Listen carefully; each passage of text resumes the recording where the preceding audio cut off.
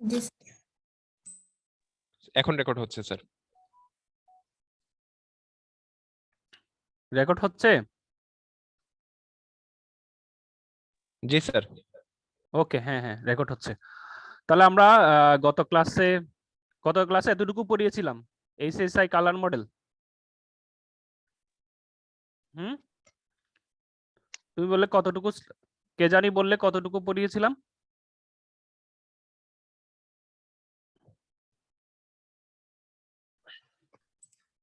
Chromatic colour ওইগুলা sir পড়ানো হয়েছিল, আক্রোমাটিক chromatic.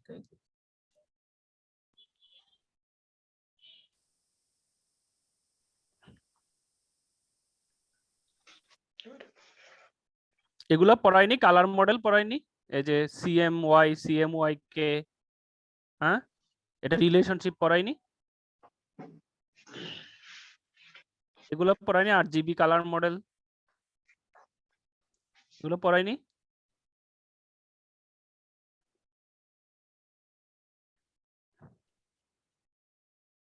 Colour fundamental, RGB colour model, তারপরে হচ্ছে তোমার এগুলো পড়ায়নি।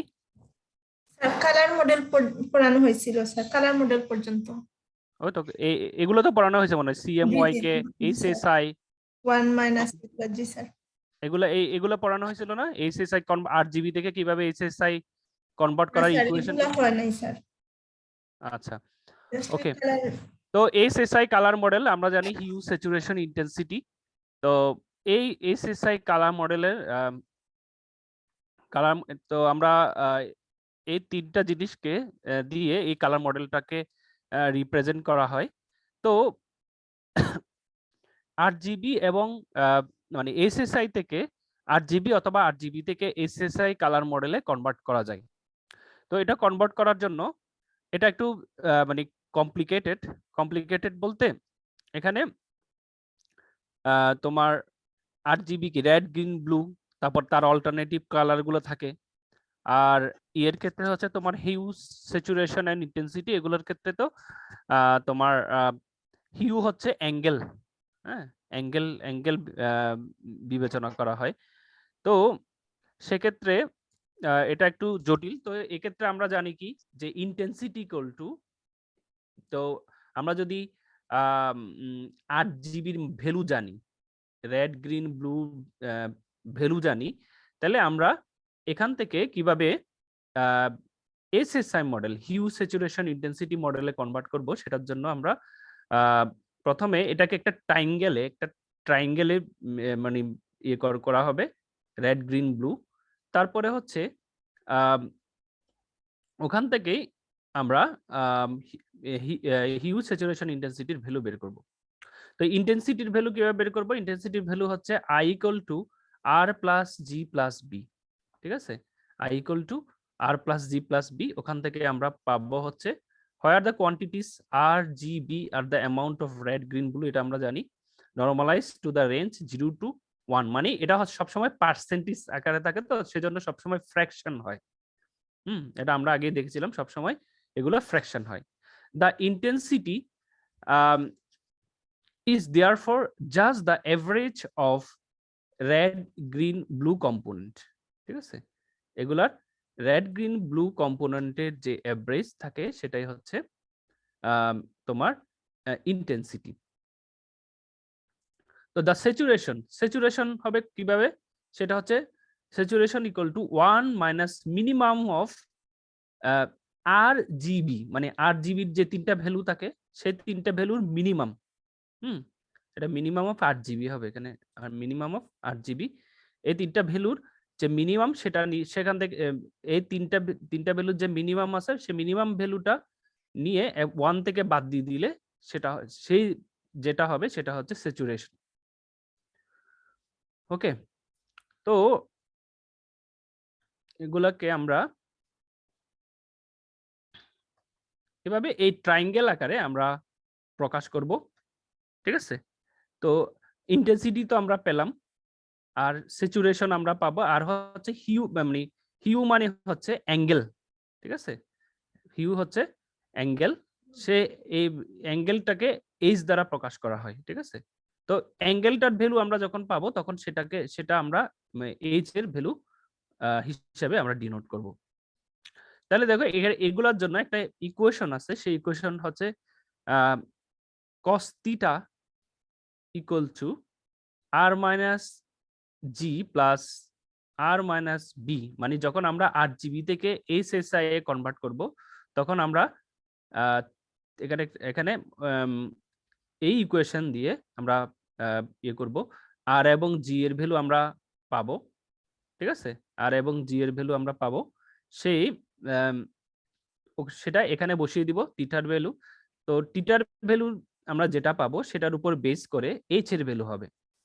যখন বি এর ভ্যালু জি এর থেকে ছোট বা সমান হবে তখন এখানে যে থিটার ভ্যালু পাবো সেটা, আর যদি বি এর ভ্যালু জি থেকে তোমার কি হয় বেশি হয় তখন আমরা থিটার ভ্যালু 360 ডিগ্রি মাইনাস থিটা থেকে যা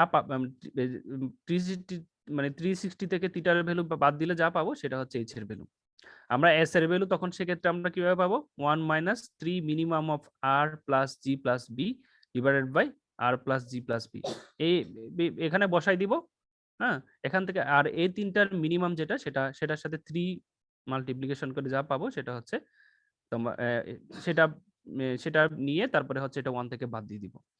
আর আই এর ভ্যালু আমরা কিভাবে, আই এর ভ্যালু এখানে আমরা হচ্ছে আর যেহেতু তিনটা, হ্যাঁ, R plus G plus B, তাহলে R plus G plus B divided by 3 দিয়ে আমরা এখান থেকে ভ্যালু পাবো। এটা হচ্ছে কিভাবে RGB থেকে SSI। এবার যদি আমরা SSI থেকে RGB উল্টা কনভার্ট করি তখন সেক্ষেত্রে তিনটা সেক্টর থাকে, একটা হচ্ছে RG সেক্টর, আরেকটা হচ্ছে GR সেক্টর, হ্যাঁ সরি জিবি সেক্টর, ঠিক আছে, তারপরে আরেকটা হচ্ছে বিআর সেক্টর। এই তিনটা সেক্টর। তো এটাকে এটা RG সেক্টর, যখন আমরা RGBর মধ্যে যখন RG সেক্টর নিয়ে কাজ করব সেটা একটা আমরা অনেকটা মানে 360 ডিগ্রি আকারে, তো আমরা যেহেতু এটা প্রকাশ করব তখন সেক্ষেত্রে এখানে আমরা একটা মানে এখান থেকে একটা সেক্টর নিব, তারপরে হচ্ছে সেটা আরজি সেক্টরের যে ভ্যালু সেটা মানে সেটা হচ্ছে 0 থেকে এইচ এর ভ্যালু 0 থেকে 120 ডিগ্রি পর্যন্ত হবে, সেখানে বি এর ভ্যালু হচ্ছে আই ইন্টু 1 মাইনাস এস, এই সূত্রে বসাই দিব। আর হচ্ছে আর এর ভ্যালু হচ্ছে R equal to I into 1 plus S cos theta cos 60 degree minus S, আর জি এর ভ্যালু হচ্ছে 1 মাইনাস আর প্লাস বি, ঠিক আছে। এবার জিআর সেক্টরের ক্ষেত্রে দেখো এখানে একটা জাস্ট একটা যদি তুমি মনে রাখো বাকিগুলা তুমি এ থেকে বুঝতে পারবা। দেখো এখানে হচ্ছে আরজি সেক্টর না, এখানে B equal to 1 minus S. এবার দেখো আর সেক্টরের ক্ষেত্রে, হ্যাঁ সরি জিবি সেক্টরের ক্ষেত্রে R equal to I into 1 minus S, আর জি এর ভ্যালু এত আর বি এর ভ্যালু এত। তো এগুলো আসলে কোত্থেকে আসছে, এটা আসছে, তোমরা যদি এটা কিভাবে আসছে সেটা দেখতে চাও তাহলে এটা একটা বিশাল একটা ম্যাথমেটিক্স এর জিনিস, সেটা হচ্ছে এখানে দেখতে পাবা।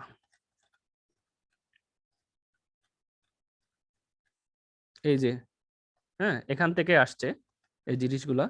এটাকে যখন তিনটা colour P P B P R PB এবং এগুলার যে মধ্যমাগুলার যে মধ্যবিন্দু, তারপরে হচ্ছে এই যে দেখো অ্যাঙ্গেলটাকে এভাবে বর্ণনা করছে, এইচ এখানে একটা পি ভ্যালু নিছে, এখানে পি আর নিছে, তারপরে ওখানে এই দুইটা ভেক্টর, হ্যাঁ এই যে দুইটা যেহেতু ভেক্টর রাশি, এটা একটা ভেক্টর রাশি, তারপরে হচ্ছে তোমার ডব্লিউ একটা ভেক্টর রাশি, হ্যাঁ তাহলে P W and P R W, হ্যাঁ এই দুইটার মধ্যবর্তী কোণ হচ্ছে এইচ, ঠিক আছে।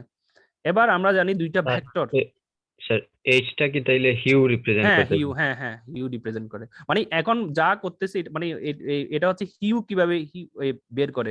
এই যে এখানে cos থিটা ইকুয়াল টু, হ্যাঁ আমরা দেখাইছিলাম উপরে যে ওটা কিভাবে আসছে, হ্যাঁ এটা সব এখানে আছে, হ্যাঁ কিভাবে আসছে, এটা হচ্ছে ওই যে তোমরা যে ভেক্টর করছিলা সে ভেক্টর গুলার মানে ওই ভেক্টর দিয়ে কাজটা করা হয়েছে। দুইটা ভেক্টর, এটা হচ্ছে পি ভেক্টর ধরো, এটা কিউ ভেক্টর, তাহলে পি ভেক্টর পি কিউ দুইটা ভেক্টরের ডট প্রোডাক্ট কি হবে? ডট প্রোডাক্ট হচ্ছে পি কিউ কস থিটা না, মানে ওই ভেক্টর দুইটার মান দুইটার মান ইনটু কস থিটা, ঠিক আছে? ওখান থেকে আবার এগুলার আলাদা আলাদা ভ্যালু বের করছে দেখো। এগুলার ডিস্টেন্সের ইকুয়েশন অ্যাপ্লাই করে এগুলার আলাদা আলাদা ভ্যালু বের করছে। আবার ডব্লিউর ভ্যালু হচ্ছে এই যে ভর কেন্দ্র যেটা সেটা হচ্ছে 1/3, প্রত্যেকটার ভ্যালু হচ্ছে 1/3, ঠিক আছে? ওখান থেকে ডিস্টেন্সের সূত্র ইয়ে করে পিডব্লিউ এর ভ্যালু বের করছে। এভাবে পি আর এর ভ্যালু, এই দুইটার ভ্যালু বের করে তারপরে এখানে বসাই দিছে। হ্যাঁ, ওখান থেকে আসছে এই সূত্রগুলা, ঠিক আছে? তারপরে এটা এই দুইটার ভ্যালু যখন এখানে বসানো হয়েছে তখন এটা আসছে। হ্যাঁ, তখন পরবর্তীতে এটা h equal to cos inverse. হ্যাঁ, তুমি যদি এই যে h এর ভ্যালু জানতে চাও তখন কি হবে? এই দুইটার ডট প্রোডাক্টের ভ্যালু ডিভাইডেড বাই এটার হচ্ছে এই যে ভ্যালু, যে এটার এগুলার যে মান আছে, যে ম্যাগনিটিউড আছে, সেই ম্যাগনিটিউড গুলা এখানে ডিভাইডেড বাই এটা বের করলে সেখানে তুমি কস থিটার ভ্যালু এখানে বেরিয়ে যাবে। তোমরা একটু জাস্ট এই একবার মানে জিনিসগুলো পড়লেই আমি আশা করি মানে এই জিনিসটা বুঝতে পারবে যে এই ইকুয়েশনটা কিভাবে কস থিটার ভ্যালুটা এখানে আসছে, ঠিক আছে? ঠিক আছে, তো এই সেম জিনিস তো একটা হচ্ছে আর জি সেক্টর, আরেকটা হচ্ছে বিআর সেক্টর, আরেকটা হচ্ছে জিবি সেক্টর, আরেকটা হচ্ছে বিআর সেক্টর। প্রথম প্রথম সেক্টর যেটা সেটা কি প্রথম মানে ইয়ের মধ্যে প্রথম 120 করে ইয়ে করা হয়েছে, মানে 0 থেকে 120 পর্যন্ত ধরা হয়েছে। আর দ্বিতীয়টা হচ্ছে 120 থেকে 240 এর মধ্যে ধরা হয়েছে, আর একটা হচ্ছে 240 থেকে 360 এর মধ্যে। তিনটা সেক্টর দিয়ে সেক্টরের মধ্যে এটা ধরা হয়েছে। এবং এগুলা এইচ বি মানে আমরা যেহেতু মানে 8 জিবির ভ্যালু বের করব সেজন্য তো জি এর ভ্যালু এখানে বের করা হয়েছে। তারপরে বি এর ভ্যালু, জি এর value 1 i into 1 minus S. হ্যাঁ, তো আমরা স্যাচুরেশন কিভাবে বের করতে মানে এস কিভাবে বের করতে হয় এটা আমরা জানি, ওই যে আগের সূত্র যেটা সেটা থেকে বের করব, এখান থেকে জি এর ভ্যালু। তারপরে হচ্ছে বি এর ভ্যালু হলো ইন্টেন্সিটির ভ্যালু দেওয়া আছে, এস স্যাচুরেশনের ভ্যালু দেওয়া আছে। এবার cos থিটার এইচ এর ভ্যালু দিয়ে cos থিটা বাই cos এর ইয়ে করে সেটাকে বি এর ভ্যালু বের করব। এবং আর এর R equal to 3i minus G plus B. আমরা দেখেছিলাম যে এখানে একটা সূত্র আছে এটা,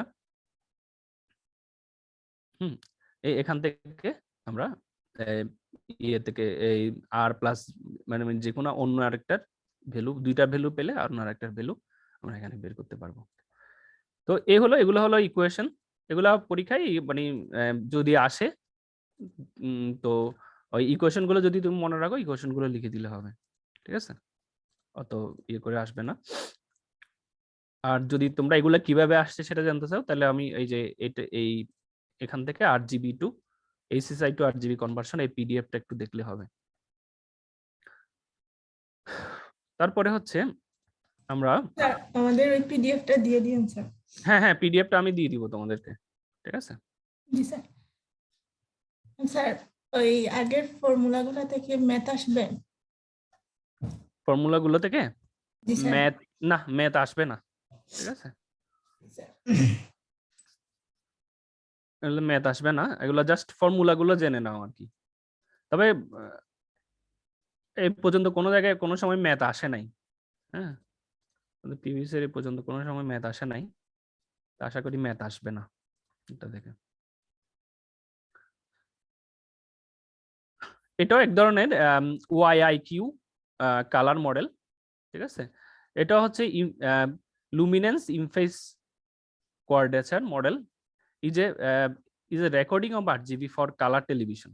বিশেষ করে কালার টেলিভিশনের ক্ষেত্রে এই মডেলটা ব্যবহার করা হয়। এবং কালার ইমেজ প্রসেসিং ক্ষেত্রে এটা ব্যবহার করা হয়। The conversion of RGB is given by luminance component contains all information required for black. Luminance এটাতে হচ্ছে মানে ব্ল্যাক এবং হোয়াইট টেলিভিশনের যত মানে দরকার হয় যে ব্ল্যাক এন্ড হোয়াইটের জন্য, সেটা হচ্ছে তোমার লুমিনেন্স ইয়ে করে, and capture our perception of the relative brightness particular colour, মানে রিলেটিভ ব্রাইটনেস। তো এই কালার মডেলের মধ্যে লুমিনেন্সটা হচ্ছে সবচেয়ে বেশি ইম্পর্টেন্ট। তো তো YIQ color model used in the case where there are many monochrome image such as multispectral satellite image থাকে, তখন সেক্ষেত্রে তোমার এই YIQ কালার মডেল ব্যবহার করা হয়। তো পরীক্ষায় এগুলো আসলে ছোট ছোট ইয়ে আকারে আসতে পারে আর কি, মানে 1-2 মার্কের সংজ্ঞা বা এই ধরনের মডেল আকারে আসতে পারে। আর হচ্ছে pseudo colour image processing. Pseudo colour image processing আমরা এতক্ষণ যা পড়লাম সেগুলো হচ্ছে বিভিন্ন কালার মডেল সম্পর্কে পড়লাম, একটা কনভার্সন দেখলাম। তারপরে হচ্ছে এখন যেটা আমরা বলেছিলাম যে 2 ধরনের কালার ইমেজ প্রসেসিং হয়, একটা হচ্ছে কালার সম্পূর্ণ কালার মানে কালার ইমেজ নিয়ে কাজ করা, আর একটা হচ্ছে বলেছিলাম যে ফলস কালার বা সিডু কালার ইমেজ প্রসেসিং। বা false color image processing consists of assigning color to gray values based on the specified criterion. তাহলে আমরা কি করব যে গ্রে লেভেল যে ইমেজ গুলো রয়েছে সেই গ্রে লেভেল ভ্যালু গুলাকে আমরা এগুলোকে কি করব কালারে মানে কালার দিয়ে অ্যাসাইন করব। It is different than process associated with the color image. এটা একটু different. The principal use of pseudo color is for human visualization and interception of grayscale event in an image or sequence of image.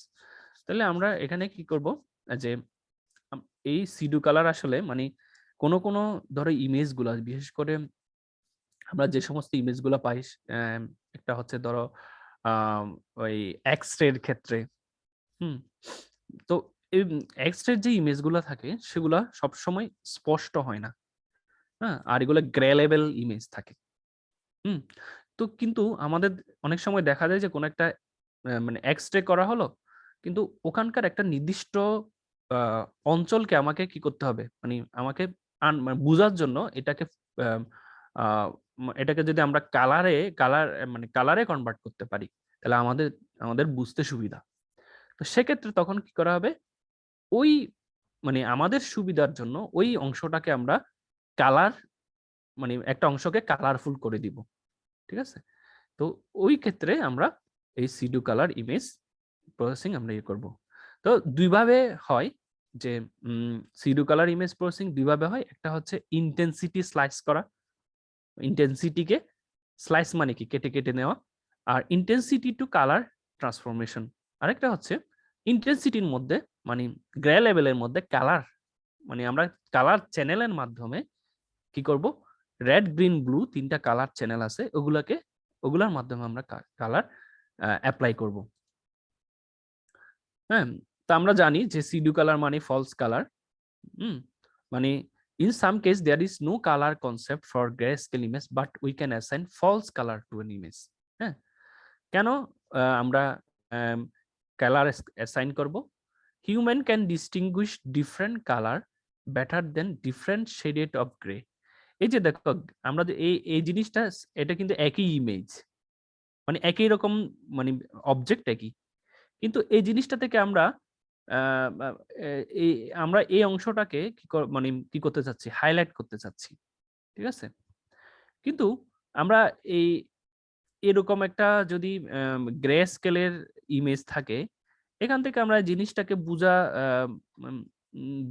যতটা না সহজ তার থেকে বেশি সহজ যদি আমরা এই পুরো ব্যাকগ্রাউন্ডটাকে ধরো একটা কালার দিলাম, আর যে অংশটা আমার কি করতে হবে, যে অংশটাকে আমাদেরকে ভিজুয়ালাইজ করতে হবে সেই অংশটাকে আমরা কি করলাম, আরেকটা কালার দিয়ে অ্যাসাইন করলাম।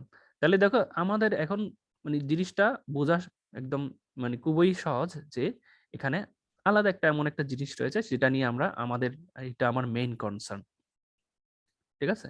এই জন্য আসলে মানে নর্মালি আমরা মানে যে কোনো কালারফুল জিনিস প্রতিও আমাদের চোখ ধাবিত হয়, যেটা যদি একটা মানে সাদা কালো জিনিস থাকে সেটা হচ্ছে আমাদের কালারফুল জিনিসের প্রতি আমাদের যে হিউম্যান যে বিহেভিয়ার সেটা সেদিকে যায়।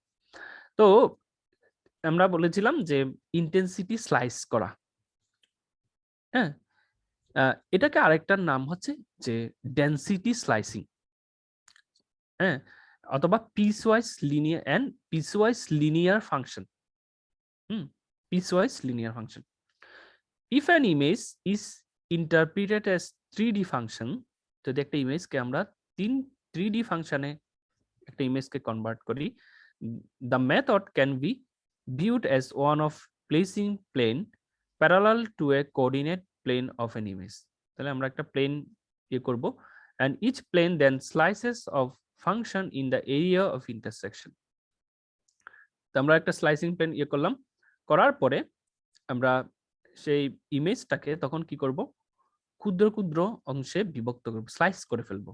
স্লাইস করার পরে পরবর্তীতে আমরা কি করব, ওটাতে ইমেজটাকে ক্ষুদ্র ক্ষুদ্র অংশে বিভক্ত করে আমরা ওটাতে কালার অ্যাপ্লাই করব। ঠিক আছে, বিভিন্ন, এটা মাল্টি লেভেল স্লাইসিং হতে পারে, অথবা সিঙ্গেল স্লাইসিং হতে পারে। হ্যাঁ, আমরা একটা ইমেজকে ক্ষুদ্র ক্ষুদ্র অংশে বিভক্ত করে, হ্যাঁ, তারপরে এটাকে কালারে কি করব, বিভিন্ন, যদি ধরো এই যে এটাতে সরাসরি আমরা বুঝতে পারছি না যে এটা কিসের ইমেজ, যদি আমরা, বা এটাকে আরো একটু, যেমন ধরো এটাতে কিন্তু বিভিন্ন রকম পার্ট আছে বা বিভিন্ন এরিয়া আছে, হ্যাঁ, এই ইমেজটার। তো হ্যাঁ, এর কিন্তু নরমালি আমরা এই যে এক্স-রে যে ইমেজটা নিছে, an X-ray image of পিকার থাইরয়েড ফ্যান্টম, থাইরয়েডের একটা জিনিসপত্র নিছে। তো এই ইমেজটা এক্স-রে এর মাধ্যমে নেওয়ার ফলে এখানে যে আরো কিছু অংশ আমরা আরো এই জিনিসটা আরেকটু অ্যানালাইসিস করার জন্য আমাদের করা দরকার। হ্যাঁ, তো নরমালি কিন্তু খালি মানে আমরা এটাকে অ্যানালাইজ করতে পারছি না, এখানে বুঝতে পারছি না, এখানে কিন্তু ডিফারেন্ট আছে, রিজিয়নগুলো কিন্তু ডিফারেন্ট। হ্যাঁ, তো রিজিয়নগুলো একটু ডিফারেন্ট আছে। তো আমরা এখন কি করব, এটাকে যদি কি করি, স্লাইস করে বিভিন্ন অংশগুলোকে পার্টে বিভক্ত করে আমরা কি করব, এগুলাকে ওই রিজিয়নগুলোকে মধ্যে 8 কালার, হ্যাঁ, 8টা কালার বিভিন্ন অংশে আমরা অ্যাপ্লাই করব। ঠিক আছে, তো এইটাকে বলা হয় যে ইন্টেন্সিটি স্লাইসিং। ঠিক আছে, এটা একটা গেল ইন্টেন্সিটি স্লাইসিং। এটাও একটা ইন্টেন্সিটি স্লাইসিং আমরা বলছিলাম যে এটাকে, এই অংশটাকে হচ্ছে আমাদের হাইলাইট করতে হবে। তো আমরা কি করলাম, বাকি এখানে 2 কালার অ্যাপ্লাই করলাম, বাকিগুলাকে সবগুলাকে ব্যাকগ্রাউন্ডটাকে আমরা করে দিলাম তোমার ব্লু, আর হচ্ছে এটাকে ইয়েলো করে দিলাম। ঠিক আছে, ইন্টেন্সিটি, এই যে দেখো এই জিনিসটাকে দেখে আমরা মানে বুঝতে পারছি না এখানে এই ইমেজটা, হ্যাঁ, স্যাটেলাইট ইমেজ, বাট এটাকে যদি আমরা বিভিন্ন রকম মানে স্লাইসিং করে দিই, এই যে ইন্টেন্সিটি অনুযায়ী এটাকে যদি আমরা স্লাইসিং করে দিই, তাহলে এটা আমাদের জন্য সুবিধা। হ্যাঁ, তো এই জন্য এটা হচ্ছে সিডু কালার ইমেজ প্রসেসিং এর একটা পার্ট, যেটার নাম হচ্ছে ইন্টেন্সিটি স্লাইসিং। হ্যাঁ, এবার আরেকটা হচ্ছে ইন্টেন্সিটি টু কালার ট্রান্সফরমেশন। এখন আমরা কি করব, achieving a wider range of pseudo colour enhancement result then simple slicing technique. এটা হচ্ছে কি, আমরা আগে করতাম কি, যে রিজিয়ন অনুযায়ী এগুলাকে স্লাইস করে মানে পার্টে বিভক্ত করে আমরা এগুলাকে কি করতাম, কালার অ্যাপ্লাই করতাম। কিন্তু আমরা এখন করব কি, আমরা 3টা চ্যানেলের মাধ্যমে, একটা ব্লু, রেড, গ্রিন, ব্লু, 3টা চ্যানেলের মাধ্যমে এগুলাকে কালারে, মানে গ্রে লেভেল ইমেজকে কালার ইমেজে কনভার্ট করব। Achieving a wider range of pseudo color enhancement result than simple slicing technique. ঠিক আছে, idea underlying this approach is to perform 3 independent transformation on intensity of any input pixel. ঠিক আছে, 3টা colour চ্যানেলে আমরা convert করব। 3 result are then fed separately into red, green and blue channels of a color television monitor. This produce a composite image whose color content is modulated by the nature of transformation function. তখন কি হবে যে একটা composite image তৈরি হবে, হ্যাঁ, তো composite image তৈরি হবে এবং এটাকে ট্রান্সফর্ম হয়ে যাবে ওটা ইমেজটা, এবং এটা হচ্ছে নন লিনিয়ার ফাংশন।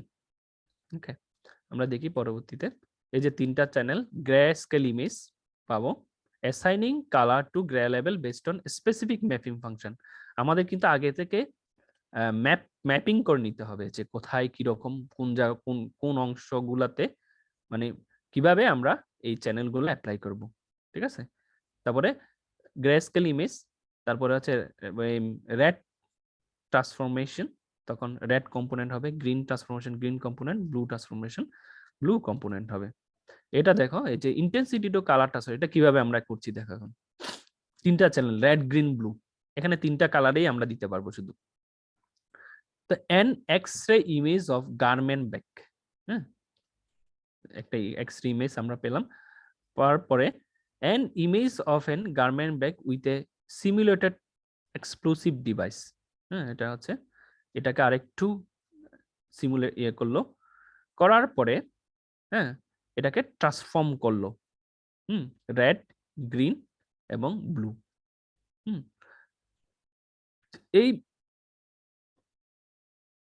এটাকে করার পরে পরবর্তীতে আমরা এই ধরনের, এটা কিন্তু ইমেজটা অরিজিনালি এরকম ছিল, অরিজিনালি এরকম, যখন আমরা ইন্টেন্সিটি টু কালার ট্রান্সফরমেশন করলাম তখন এটা এরকম হলো। ওকে, ইন্টেন্সিটি টু কালার ট্রান্সফর্ম, তো এখানেও এরকম কালার গুলাকে আমরা এভাবে কনভার্ট করে ফেলবো। এই হলো। আর হচ্ছে basics of full colour image process, এগুলো আমরা পড়াইছি তোমাদেরকে ওই যে চ্যাপ্টার নাম্বার 2-তে, কিভাবে ওই যে পিক্সেল ওয়াইজ বিভিন্ন রকম মাস্কিং করা হয় এবং কালার ইমেজ গুলাকে এতদিন আমরা এতদিন যেগুলা পড়ছি, যেমন ধরো তোমার ফিল্টারিং করা, হ্যাঁ, ফিল্টারিং করা, ফিল্টারিং করে ইমেজকে ট্রান্সফর্ম করা, হ্যাঁ, যে এই সূত্রটা তো আমরা নিশ্চয়ই পড়ছি না, মনে আছে যে একটা ইমেজকে যখন তার যে ট্রান্সফরমেশন ফাংশনের মাধ্যমে আমরা কি করব, এটাকে ইমেজ প্রসেসিং করব, হ্যাঁ, এটা চ্যাপ্টার নাম্বার সম্ভবত 3-তে না, চ্যাপ্টার নাম্বার আমরা 3-তে পড়ছিলাম। চ্যাপ্টার নাম্বার 3 এবং 4 এর মেইন বিষয় ছিল যে ইমেজকে আমরা ফিল্টার মানে ইয়ার মাধ্যমে ফিল্টার করে সেটাকে আমরা আমাদের ডিজায়ার্ড মানে স্মুথ করব অথবা ব্লার করব। এখানেও সেম জিনিসগুলো এখানে আসবে, ঠিক আছে। কালার কম্পোনেন্ট, কালার কমপ্লিমেন্ট মানে হচ্ছে যে একটার পরিপূরক, হ্যাঁ, replaces is colour with its opposite colour in the colour circle of hue component, হ্যাঁ, যে একটা কালার আর একটা কালারের পরিপূরক কালার, এটাকে বলা হয় কালার কমপ্লিমেন্ট, একটা কালারের পরিপূরক কালার। এগুলো তেমন দরকার নেই, টোনাল কারেকশন এগুলা তোমরা পড়ছো, এগুলা এখানে নতুন করে পড়ার দরকার নেই। হিস্টোগ্রাম, ইকুয়ালাইজেশন, এগুলা ওই যে চ্যাপ্টার 3-4-এ যা পড়ছো এগুলো এখানেও আছে, হ্যাঁ। তোমরা যে ওই যে বিভিন্ন রকম ফিল্টারের কথা পড়ছিলা এবং ইমেজ গুলাকে যেভাবে ফিল্টারিং করে হ্যাঁ কিভাবে মানে এগুলাকে স্মুথ করছিলা বা ওগুলাকে আরেকটু মানে এদের কোয়ালিটি ইমপ্রুভ করছিলা, সেম জিনিসগুলো এখানে আছে। তারপরে নয়েজ তোমরা রিমুভাল কিভাবে করছিলা, ঠিক এর আগের চ্যাপ্টারেই তো মনে হয় তোমরা এগুলো করছো। তো এগুলো তো যেহেতু ওই সমস্ত কাজগুলো আমরা করেছিলাম হচ্ছে গ্রে লেভেল ইমেজ দিয়ে, ঠিক আছে। তো যেহেতু এখন কালার ইমেজের ক্ষেত্রে এখানেও সেম এগুলা বর্ণনা করা আছে। সো তো তোমরা যেরকম আমরা যে নয়েজ পড়েছিলাম এর আগে, নয়েজ রিমুভালের জন্য আমরা যে ধরনের বিভিন্ন ধরনের নয়েজের কথা বলেছিলাম, বিভিন্ন নয়েজ রিমুভালের জন্য যে ফিল্টার গুলোর কথা বলছিলাম, এগুলো সেম, যেহেতু এগুলো ইমেজ, তো এগুলো তো এই সেম কথাগুলা এখানে মানে এই জিনিসগুলো এখানে অ্যাপ্লাই হবে, এই হলো কথা আর কি। তো এর পরবর্তী চ্যাপ্টার হচ্ছে চ্যাপ্টার 7 আমরা পড়াবো না, চ্যাপ্টার 8 যেটা যাব সেটা হচ্ছে এতদিন আমরা ইমেজ পড়লাম, গ্রে লেভেল ইমেজ হোক বা তোমার কালার ইমেজ হোক, কিন্তু এখন ইমেজ গুলাকে যখন আমরা বিশেষ করে কোনো মিডিয়াম স্টোর করতে যাব, বা ইমেজ গুলাকে কোনো একটা জায়গা থেকে আরেকটা জায়গায় ট্রান্সফর্ম করব, ট্রান্সমিট করব, হ্যাঁ, তখন সেক্ষেত্রে আমাদের যে জিনিসটা দরকার সেটা হচ্ছে ইমেজ কম্প্রেশন। ইমেজ গুলোকে কি করতে হবে? কম্প্রেস করতে হবে। হ্যাঁ, এটাও কিন্তু খুব গুরুত্বপূর্ণ, কারণ আমরা যখন কোনো ইমেজ তারপরে এটা যদি ফার্দার ইউজের জন্য স্টোর করতে হয়, সেক্ষেত্রে আমাদের ইমেজ কম্প্রেশনটা খুবই দরকার। এর পরবর্তী চ্যাপ্টার যেটা চ্যাপ্টার নাম্বার 8, এটা হচ্ছে ইমেজ কম্প্রেশন। ঠিক আছে, ইমেজ কম্প্রেশন। তো ইমেজ কম্প্রেশনে আমরা কেন ইমেজ কম্প্রেশন করব সেটা হচ্ছে reducing the amount of data required to represent an image. ঠিক আছে, তো একটা ইমেজকে কি করার জন্য, যে রিপ্রেজেন্ট করার জন্য যে সমস্ত অ্যামাউন্ট অফ ডেটা, আমরা জানি সবকিছুই তো ডেটা, ইমেজ বলো যা বলো ডেটা, তো এটার একটা ইমেজকে রিপ্রেজেন্ট করার জন্য যে ইয়ে দরকার, যেগুলো কম্পোনেন্ট দরকার, সেগুলোকে যদি আমরা কি করি, রিডিউস করে ফেলি, হ্যাঁ, তখন সেই জিনিসটাকে বলা হচ্ছে ইমেজ কম্প্রেশন। এবং এটাও খুবই, তো ইমেজ প্রসেসিং এর ক্ষেত্রে যেহেতু আমরা ইমেজ প্রসেসিং নিয়ে কাজ করছি বা পড়ছি, সেক্ষেত্রে এই তোমার ইমেজ কম্প্রেশনটা কিন্তু এটার একটা গুরুত্বপূর্ণ একটা ব্যাপার। The number of image compressed and decompressed daily is innumerable. আমরা সেটা জানি যে আমরা যে গুগল ড্রাইভের মাধ্যমে তোমরা জিনিসপত্র পাঠাচ্ছ বা সরি মেইলের মাধ্যমে পাঠাচ্ছ, তো সেক্ষেত্রে কিন্তু বা ইমেইলেও ধরো বা গুগল ড্রাইভে ধরো, সে কিন্তু কম মানে সে কিন্তু কি করছে, কন্টিনিউয়াসলি সেটাকে কম্প্রেস এবং ডিকম্প্রেস করছে। তো এটা কিন্তু খুবই গুরুত্বপূর্ণ একটা জিনিস। তো ইমেজ কম্প্রেশন কেন, দেখো এখানে বলছে, দেখো, to understand the need for compact image representation, consider the amount of data required to represent a two our standard definition using 720 into 480 into 24 bit pixel arrays. আমরা জানি কি একটা ইমেজকে আমরা রিপ্রেজেন্ট করি কিসের মাধ্যমে, আমরা ম্যাট্রিক্সের মাধ্যমে বা অ্যারে মানে ম্যাট্রিক্সের মাধ্যমে আমরা 2 ডাইমেনশনাল ইমেজকে আমরা রিপ্রেজেন্ট করি না। তো যদি ভিডিও, হ্যাঁ, ভিডিও কিন্তু আমরা যে ভিডিও দেখি, হ্যাঁ, এটাও কিন্তু কতগুলা ফ্রেমের সমষ্টি, বুঝা গেছে? A video is a sequence of video frames where each frame is a full color still image. এটা কি বিশ্বাস হয় যে আমরা যে এত সুন্দর সুন্দর মুভি দেখছি, হ্যাঁ, এগুলো কিন্তু এক একটা স্টিল ইমেজের সমষ্টি, হ্যাঁ, because video player must display the frame sequentially at a rates near 30 fps, মানে ফ্রেম পার সেকেন্ড। এগুলো স্টিল ইমেজ গুলাকে, হ্যাঁ, মানে তার ফ্রেম রেট অনুযায়ী এভাবে কি করে, তার সে সিকুয়েন্সিয়ালি প্লে করে। SD video, standard definition video data must be access at 30 fps into তার ওই প্রত্যেকটা ইমেজের যে তার লেন্থ রয়েছে 720 ইন্টু 480, হ্যাঁ, ইন্টু 3 বিপিপি। বিপিপি মানে হচ্ছে বাইটস পার পিক্সেল অথবা বাইটস পার সেকেন্ড। ঠিক আছে, সুতরাং তার এই তো বলছে যে কত?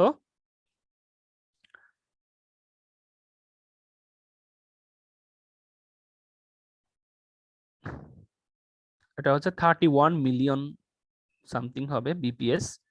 তো এরকম লাগে যে, তো আমরা জানি যে তোমার এই যে ভিডিওগুলো দেখি সেগুলো হচ্ছে স্টিল ইমেজের সমষ্টি। তো স্টিল, তাহলে যখন আমরা কোনো ইমেজ নিয়ে কাজ করব বা পরবর্তী সংরক্ষণের জন্য আমরা রাখবো, সেক্ষেত্রে আমাদের ইমেজগুলো মানে ভিডিও হোক বা যেটাই হোক, সেটাকে আমাদের কি করতে হবে, এগুলাকে কম্প্রেস করতে হবে। তো the image data is its nature multidimensional, tends to take a lot of space storage requirement. আমরা বলেছিলাম ওই কিছুক্ষণ আগে দেখেছিলাম যে 2 hours of video HD TV resolution, এটার প্রায় 1.22 টেরাবাইট স্পেস লাগে। হ্যাঁ, এবং এটা অনেক সময় দেখা যায় যে মানে খুব এক্সপেন্সিভ না, খুব বেশি আমাদের স্টোরেজ স্পেস লাগে। Encryption of data compression expensive, transmission time and cost, এবং সেটা ট্রান্সমিট করতে প্রচুর টাইম এবং কস্ট দরকার হয়। সেক্ষেত্রে দেখা যায় যে আমাদের সেগুলো ট্রান্সমিট করতে বা ইয়ে করতেও কিন্তু আমাদের নিজস্ব যে ইয়েগুলার ডাটা অ্যামাউন্ট লাগে। হ্যাঁ, তারপরে আরেকটা বিষয় হলো যে লিমিটেড হার্ডওয়্যার রিসোর্সেস, মেমোরি এবং সিপিইউ। হ্যাঁ, তো সেক্ষেত্রে আমাদের কি করতে হয়, ইমেজ কম্প্রেশন করতে হয়। এই কথাগুলো এখানে বলছে। হ্যাঁ, why compression. along with this application, image compression plays an important role in many areas. হ্যাঁ, অনেক জায়গায় দেখা যায় যে আমাদের অনেক জিনিসপত্র, অনেক ইমেজ আমাদেরকে কি করতে হয়, অনেক ভিডিও আমাদেরকে দৈনন্দিন জীবনে আমাদের লাগে। যেমন এই যে উপগ্রহের ক্ষেত্রে বা তোমার এই বিয়ের ক্ষেত্রে, ডাক্তার, মেডিকেল সায়েন্সে, সব জায়গায় আমাদের রিসার্চে প্রচুর এই সমস্ত জিনিসপত্র আমাদের কি করতে হয়, রেগুলার ইমেজ বা বলো বা ডেটা বলো, সবগুলোকে সবকিছু কি করতে হয়, যেহেতু আমরা ইমেজ প্রসেসিং করছি, আমি ইমেজের কথাই বলছি, ভিডিও, এগুলা কি করতে হয়, সবসময় স্টোর করতে হয়, ট্রান্সমিট করতে হয়। হ্যাঁ, এগুলা, তো এই জন্য আমাদের ইমেজ কম্প্রেশনটা খুবই দরকার। Web pages, web page image and high resolution digital camera photos also are composed to save storage space. Are also compressed to save storage space. এগুলা এবং reduce transmission time, এগুলো আমরা জানি। Residential internet connection delivers data at a speed of range, এটা বর্তমানে আরো বেশি মানে ইয়ে আছে, অর্থাৎ আমাদেরও তো তোমার যে ব্যান্ডউইথ আমরা যা ইউজ করি সেগুলো তো সীমিত। সেগুলো তো মানে খুব বেশি না। সেক্ষেত্রে আমাদের কোনো জায়গায় ধরো ইমেজ বা কোনো ভিডিও যদি আমাদের সেন্ড করতে হয়, হ্যাঁ, সেক্ষেত্রে আমাদের প্রচুর কি লাগে, টাইম লাগে। হ্যাঁ, তো compression can reduce transmission time by a factor of around 2 to 10 or more। মানে আমরা যদি কম্প্রেশন করি, সেম জিনিসটাকে ট্রান্সমিট করতে আমাদের খুব কম সময় লাগবে। এই কারণে আমাদের ইমেজ কম্প্রেশন করা দরকার। তো দুই ধরনের কম্প্রেশন টাইপ আছে। হ্যাঁ, একটা হচ্ছে, তো আমরা যে কম্প্রেশন গুলো করব ইমেজ, সেক্ষেত্রে আমাদের সাহায্য নিতে হবে হচ্ছে অ্যালগোরিদমের। কোন ধরনের অ্যালগোরিদম আমরা ইউজ করব সেটার উপর বেস করে আমাদের কম্প্রেশন টাইপ হচ্ছে দুই ধরনের। হ্যাঁ, the fundamental task of image compression is to reduce the amount of data required to represent image. This is done by transforming or removing image data redundancies. Data redundancy কমানোর জন্য আমরা এই compression করব। তো কম্প্রেশন অ্যালগোরিদমের ভিত্তিতে কোন ধরনের অ্যালগোরিদমগুলো আমরা ইউজ করব সেটার উপর বেস করে দুই ধরনের এই অ্যালগোরিদমগুলোকে দুই ভাগে ভাগ করা হয়। একটা হচ্ছে লসলেস কম্প্রেশন অ্যালগোরিদম, আর একটা হচ্ছে লসি কম্প্রেশন অ্যালগোরিদম। লসলেস মানেই তো বুঝছো যে আমরা যদি ধরো original data is reconstructed perfectly, theoretical limit on maximum compression. তো practical compression ratio 10:1, তাহলে এক্ষেত্রে কি হয় দেখো, লসলেসে যখন আমরা কম্প্রেস করব, কম্প্রেস থেকে যখন আবার ডিকম্প্রেস করব, তখন কিন্তু আমরা পারফেক্টলি আমরা ডাটাগুলোকে আবার পূর্বের অবস্থায় ফিরে পাবো। এটাকে বলা হয় লসলেস কম্প্রেশন। আর লসি কম্প্রেশন হচ্ছে যে decompression result in an approximation of the original image. Maximal compression rate is a function of construction quality.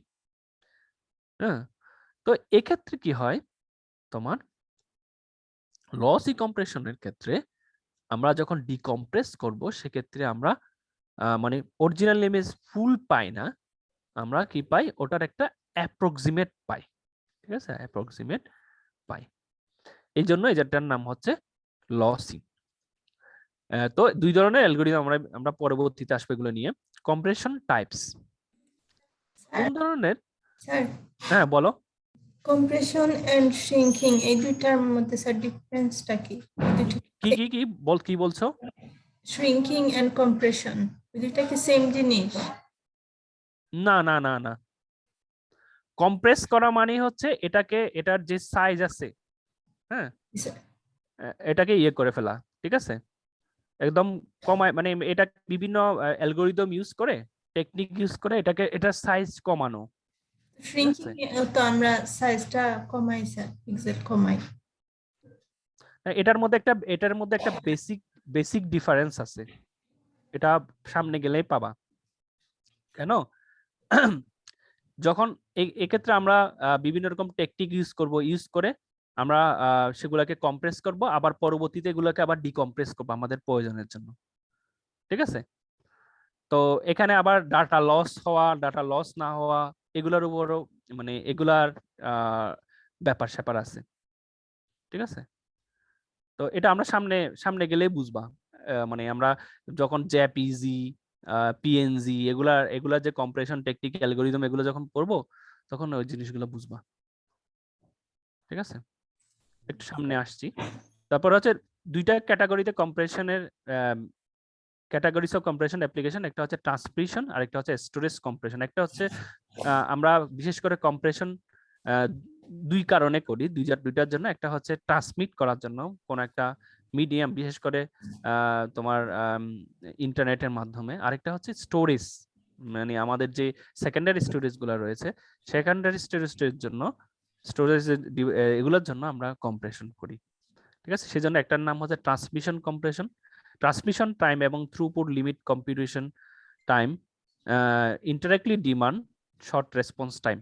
মানে যেখানে এই যে ট্রান্সমিশন কম্প্রেশন গুলোর ক্ষেত্রে কি হয়, আমরা আমরা আমরা আমরা আমরা আমাদের এমন ভাবে যে ট্রান্সমিশন ডিলে কম হবে, হ্যাঁ, ট্রান্সমিশন টাইম আমাদের কি লাগবে, কম লাগবে। ঠিক আছে, আর এই তোমার স্টোরেজ কম্প্রেশনের ক্ষেত্রে ডাটা অ্যানালাইসিস মে এফোর্ড হায়ার কম্প্রেশন রেশিও। তখন আমাদের স্টোরেজ কম্প্রেশনের ক্ষেত্রে আমাদের কি দেখতে হবে যে মানে কম্প্রেশন মানে রেশিওটা যাতে হায়ার হয়, মানে খুব ভালো মানের কম্প্রেশন হয় এবং আমাদের স্পেসটা যাতে রিডিউস হয়ে যায়। হ্যাঁ, ডাটা ইউজেস প্যাটার্ন, তিন ধরনের ডেটা এখানে ইউজ করা। একটা হচ্ছে সিমেট্রিক অ্যাপ্লিকেশন, অ্যাসিমেট্রিক অ্যাপ্লিকেশন, আর একটা হচ্ছে time dependent application.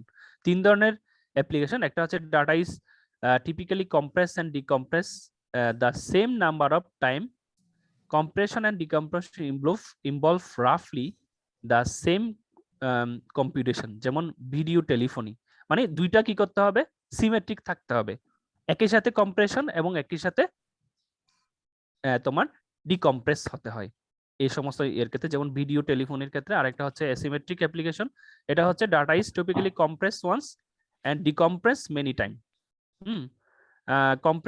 compression computationally expensive and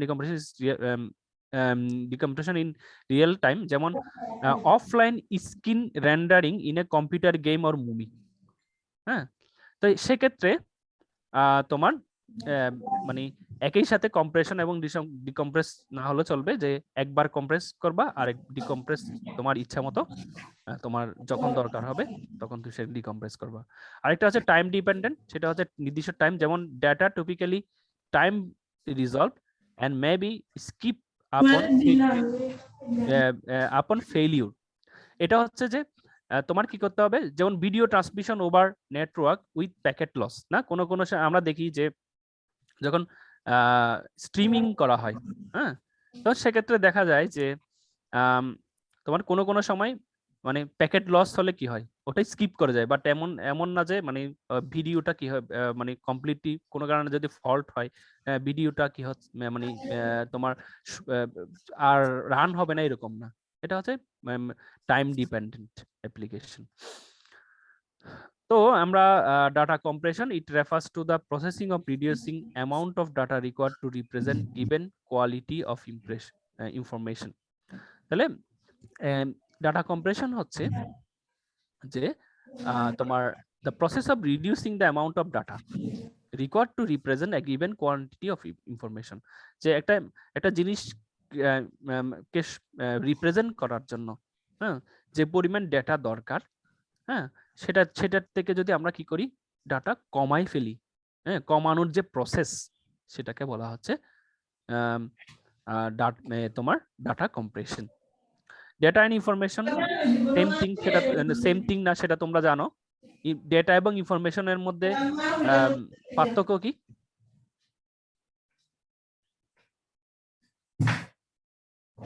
তোমরা সে ফার্স্ট ইয়ার থেকে তো মনে পড়ে আসছো না, ফান্ডামেন্টালে, কম্পিউটার ফান্ডামেন্টালে ডেটা এবং ইনফরমেশনের মধ্যে পার্থক্য কি?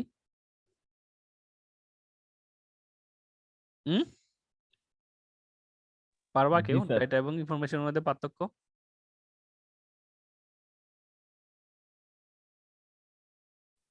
তোমরা কি আসো সবাই নাকি? স্যার ইনফরমেশন হচ্ছে অর্গানাইজড ডাটা, যেটা কোনো মিনিং থাকে। হ্যাঁ, রাইট, গুড। ইনফরমেশন হচ্ছে যে যেটা মানে মিনিংফুল। ডেটা হচ্ছে অনেক কিছু থাকবে, অনেক হাবিজাবি জিনিস থাকবে, হ্যাঁ, কিন্তু যেটা যে জিনিসটা ওখানকার মধ্যে যেটা সেন্স মেক করবে বা হ্যাঁ যার মিনিং থাকবে সেটা হচ্ছে ইনফরমেশন। ওকে, তো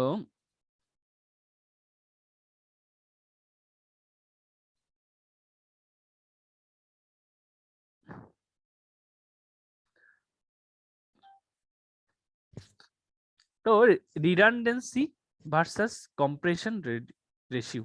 তো তোমরা নিশ্চয়ই জানো রিডান্ডেন্সিটা কি, ডাটাবেজে পড়েছো না? রিডান্ডেন্সি পড়ছো? রিডান্ডেন্সি সম্পর্কে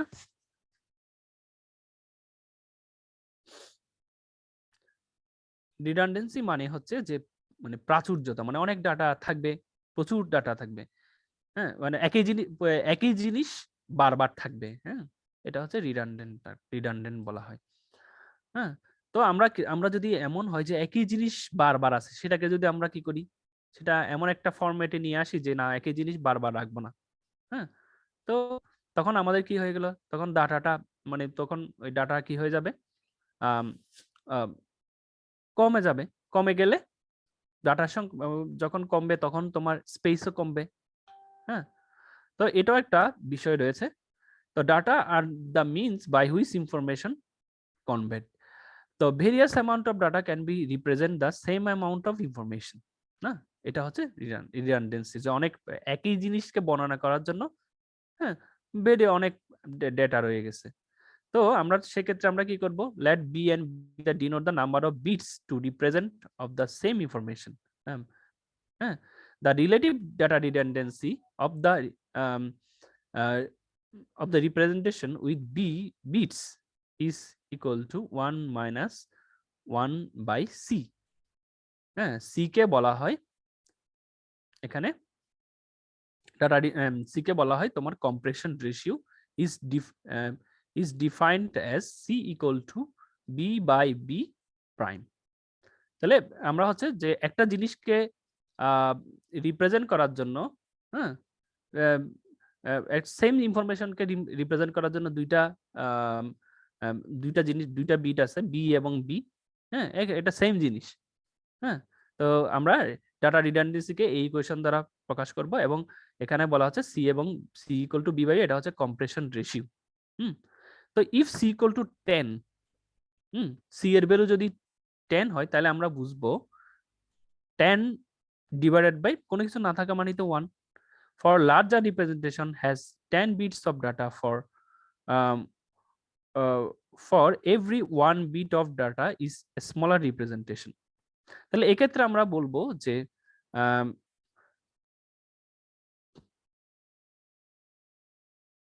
for larger representation has 10 bits of data for every 1 bit of smaller representation.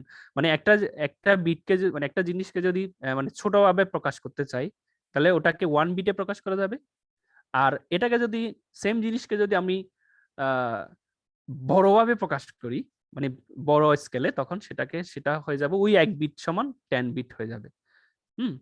তাহলে এখানে আমরা তখন সেক্ষেত্রে r equal to 0.9 indicating that 90% of its data is redundant. যখন r এর ভ্যালু থেকে আমরা r এর ভ্যালু তখন r এর ভ্যালু সব মানে ফ্র্যাকশন আকারে আসে যেহেতু 1 থেকে বাদ যায়, তো তখন আমরা 0.9 মানে বুঝবো যে তার 90% ডাটা কোন একটা জায়গার যখন রিডান্ডেন্সি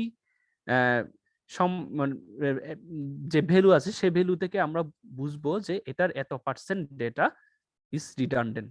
তখন আমরা যদি জানি যে এই ফাইলটার মধ্যে 90% ডাটা রিডান্ডেন্ট, তাহলে আমরা তখন বুঝতে পারবো যে এই জিনিসটাকে আমাদেরকে কি করতে হবে, কম্প্রেস করতে হবে। ওকে, তো আমরা ডাটা রিডান্ডেন্সি 3 ধরনের ডাটা রিডান্ডেন্সি রয়েছে। একটা হচ্ছে coding redundancy. 3 principal types of redundancy আছে। একটা হচ্ছে কোডিং রিডান্ডেন্সি, ইন্টারপিক্সেল রিডান্ডেন্সি, আর একটা হচ্ছে psycho visual redundancy. Data compression attempts to reduce one or more of this redundancy type. কারণ কম্প্রেশন যখন তুমি করবা তখন কিসের ভিত্তিতে কম্প্রেশন করবা? তো কম্প্রেশন করতে হলে তোমাকে কি করতে হবে, আগে দেখতে হবে যে সেম জিনিস বা কোন জিনিসের মানে ডুপ্লিকেট আছে কিনা। ডুপ্লিকেট আছে কিনা। তো সেই ডুপ্লিকেট গুলাকে আমরা এটার মানে রিমুভ করে আমরা কি করতে পারবো, এগুলাকে কম্প্রেস করতে পারবো। Coding redundancy. কোডিং রিডান্ডেন্সি হচ্ছে a code is a system of symbol used to represent a body of information or a set of event. Code কি? কোড হচ্ছে যে is a system of symbol না used to represent a body of information or set of event, মানে একটা জিনিসকে বর্ণনা করার জন্য একটা সিম্বল হচ্ছে code. A sequence of symbol used to represent information, যেমন গ্রে লেভেল। ওটার গ্রে লেভেল কত, আমরা একটা ইমেজের গ্রে লেভেল দিয়ে ওই ইমেজটাকে বর্ণনা করি। Each piece of event is assigned a code word, যেটাকে বলা হয় code symbol. The number of symbol in each code word is its length. তো একটা প্রত্যেক কোড ওয়ার্ডে কোড ওয়ার্ডে কয়টা সিম্বল আছে, হ্যাঁ এটা বলবো যে এটার লেন্থ কুড বি, এটা ফিক্সড হতে পারে অথবা ভেরিয়েবল হতে পারে। তোমরা একটা স্ট্রিং এর লেন্থ চিন্তা করো, বা একটা জিনিসের একটা সেন্টেন্সের মধ্যে একটা স্ট্রিং এর মধ্যে এ কয়টা আছে, বা একটা স্ট্রিং এর মধ্যে ধরো একটা নির্দিষ্ট সাব স্ট্রিং কতটুকু আছে, বা এগুলার লেন্থ কত সে জিনিসটা এখানে বর্ণনা করা হবে। এটাকে বলা হচ্ছে কোডিং তোমার। তো এখানে এরকম যদি কিরকম হয় যে সেম ধরো সেম স্ট্রিং বারবার আছে, বা সেম সাব একটা ফুল স্ট্রিং এর মধ্যে একটা নির্দিষ্ট সাব স্ট্রিং অনেকবার আছে। তো আমরা যদি এমন হয় যে ওই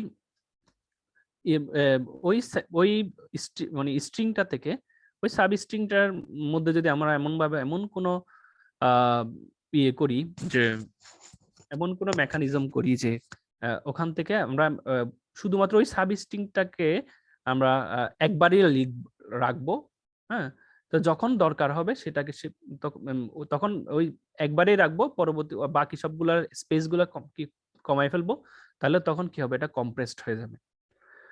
The 8-bit code are used to represent intensity in most 2D intensity array contains more bit that are needed to represent intensity. আরেকটা হচ্ছে স্পেশাল এন্ড টেম্পোরাল রিডান্ডেন্সি, আমরা যেটাকে ইন্টারপিক্সেল redundancy বলছে, because the pixel of most 2D intensity arrays are correlated, specially information is replicated unnecessarily.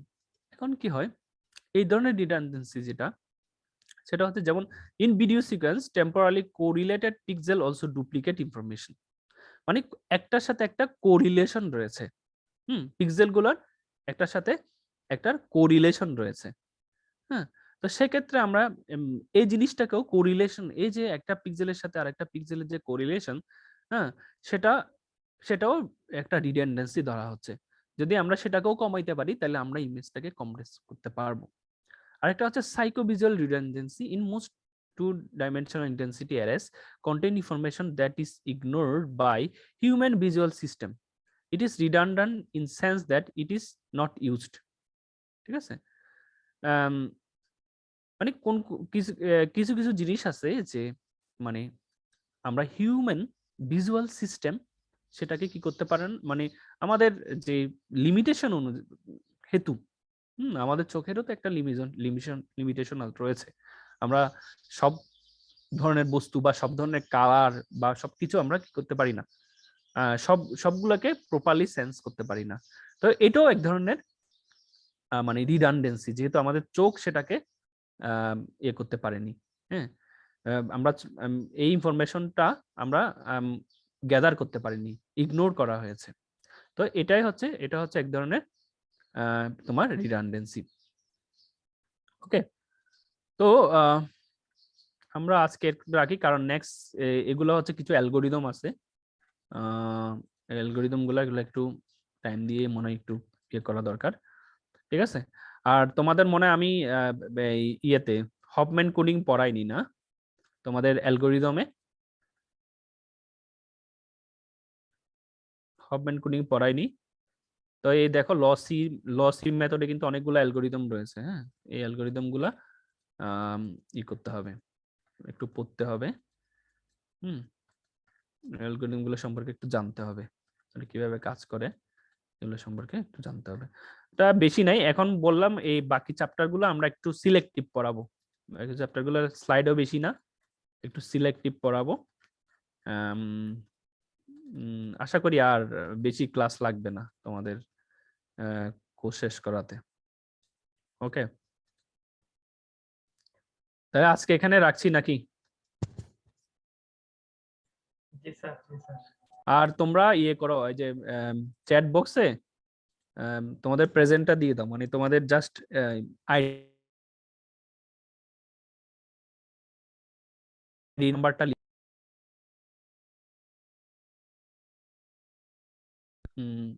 Chat বক্সে তোমাদের ID নাম্বারটা লিখো।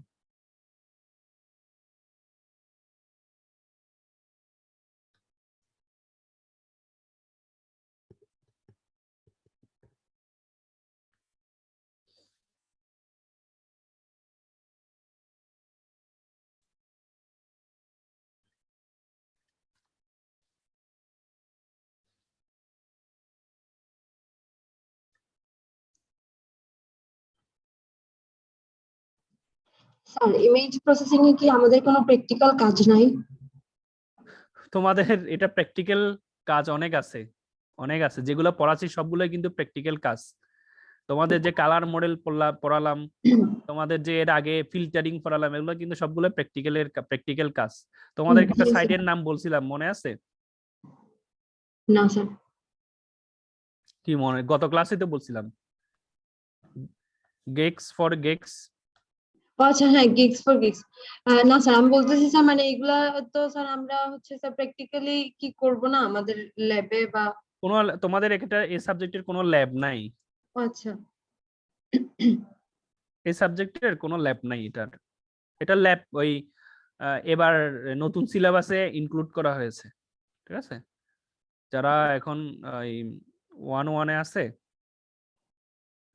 Sorry 2-1 এ আছে, এরা ওদের ওদের ওদের সময় থাকবে এটা।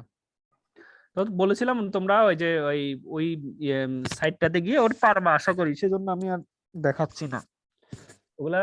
তোমরা যদি নেটবিন বা ইক্লিপসে যদি কাজ করো, অথবা পাইথনে, যারা তোমরা তো নিশ্চয়ই কম বেশি সবাই পাইথনে মনে হয় কাজ করো নাকি? জি স্যার। তো পাইথনে যদি কাজ করো, পাইথনের যে ওপেন সিবি যে প্যাকেজটা আছে, হ্যাঁ, সেই প্যাকেজটা ইনস্টল করে, ওটা একদম ইজি, হ্যাঁ, করে ওই ওই ইয়েতে তোমার যে সাইটটা বললাম, সে সাইটে কিন্তু প্রোগ্রামগুলা খুব সুন্দর করে দেওয়া আছে। নিজেরা একটু মানে এগুলা দেখে দেখে দেখে বললে নিজেরা একটু বুঝে বুঝে কাজগুলা করবা, ঠিক আছে? Okay sir. এই হলো বিষয় আর কি। আরেকটা কাজ করতে পারো, নাহলে আমি কিছু তোমাদেরকে প্রজেক্ট দিয়ে দিই ইমেজ প্রসেসিং রিলেটেড, তারপরে এগুলাই প্রজেক্টগুলা নিজেরা গ্রুপ ওয়াইজ করতে পারো। জি স্যার, এটাও হয় স্যার। স্যার ছোট ছোট প্রজেক্ট দিলে স্যার লিস্ট মানে কাজটা যদি নাই শিখি স্যার, তাহলে স্যার আর মানে এগুলো থিওরিটিক্যাল পড়ে তো আসলে। তোমরা তো অলরেডি রিসার্চ মানে থিসিস তো শুরু করছো না, 4-1 এর? জি স্যার। তো 4-1 এর থিসিস করতে, তাহলে তো মানে তোমরা ওখানেও করতে পারো। স্যার এখানে ইন্ডিভিজুয়াল প্রজেক্ট স্যার যাদের ইচ্ছা তারা করুক স্যার, সবাই না আর কি স্যার।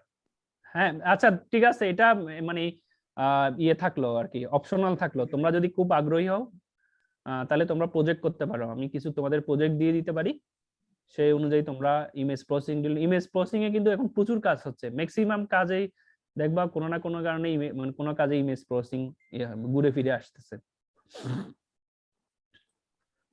এটাও করতে পারো যে আমি কিছু তোমাদের প্রজেক্ট দিয়ে দিলাম, তোমরা প্রজেক্ট গ্রুপ ওয়াইজ করতে পারো।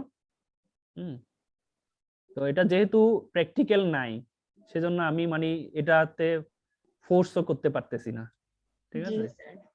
এখন সেটা হচ্ছে অপশনাল। তোমরা যদি নিজেরা মনে করো, আগে ওই তোমাদেরকে যে সাইটটা দিলাম, ওখানেও কিন্তু অনেক ছোট ছোট প্রজেক্ট আছে, ছোট ছোট, ওগুলো করতে পারো। আর এরপরে পরবর্তীতে যদি তোমরা আরো আগ্রহী হও, তাহলে আমি তোমাদেরকে কিছু প্রজেক্ট দিয়ে দিতে পারি, তোমরা সেটা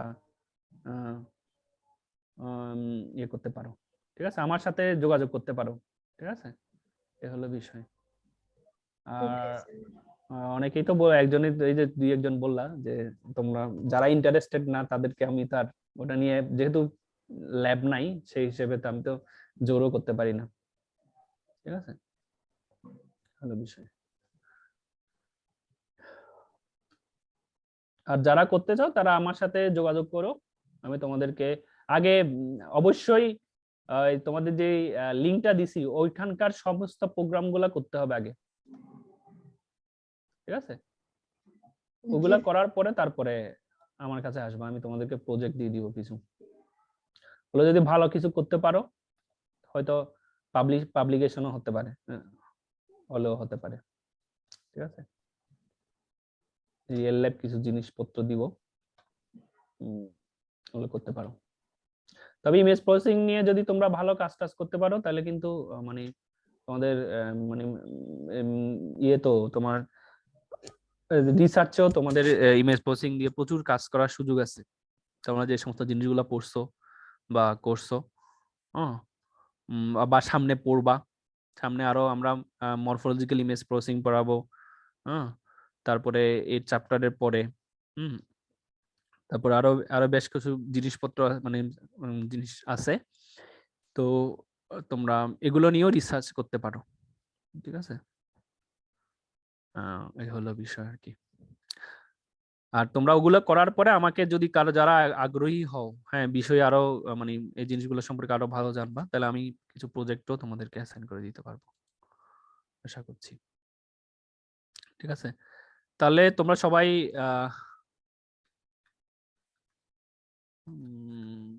ওকে, তাহলে আমরা রাখছি এখানে। তাহলে নেক্সট আমি হিমার দিকে জানাই দিব, নেক্সট ক্লাস হয়তো আগামী পরশু দিন না, তোমাদের সাথে ক্লাস, তাহলে আগামী পরশুদিন হয়তো আমি ক্লাস নিব। আচ্ছা স্যার। এই হলো বিষয়। আর আশা করছি যে তোমাদের বলছিলাম যে ফেব্রুয়ারি 15 তারিখের মধ্যেই শেষ হওয়ার সম্ভাবনা আছে আর কি। স্যার আপনি চাইলে এখন স্যার ক্লাস মানে আপনি যদি ফ্রি থাকেন এক্সট্রা ক্লাস নিয়ে স্যার আগেও শেষ করতে পারবেন, আমাদের আপত্তি নেই স্যার। ও, তোমাদের অন্য কোর্সগুলা কি অনলাইনে হচ্ছে না? না, আপাতত স্যার হচ্ছে না, মানে আচ্ছা মনিরুজ্জামান আচ্ছা স্যার আচ্ছা আচ্ছা, হয়তো ঠিক আছে। নিবেন। আমার তো ওই যে অন্য আর ব্যাচের ক্লাস থাকে, তো কালকে আছে, হ্যাঁ পরশুদিন তোমাদের সাথে তো ক্লাস আছে, পরশুদিনও আমি হ্যাঁ মানে ম্যারাথন ক্লাস নিব। আমি জি হিমাদ্রিকে জানাই দিব আর কি যে কখন জি ক্লাস স্যার নিচ্ছি। অবশ্যই স্যার। হ্যাঁ আর তোমাদের আপনি যদি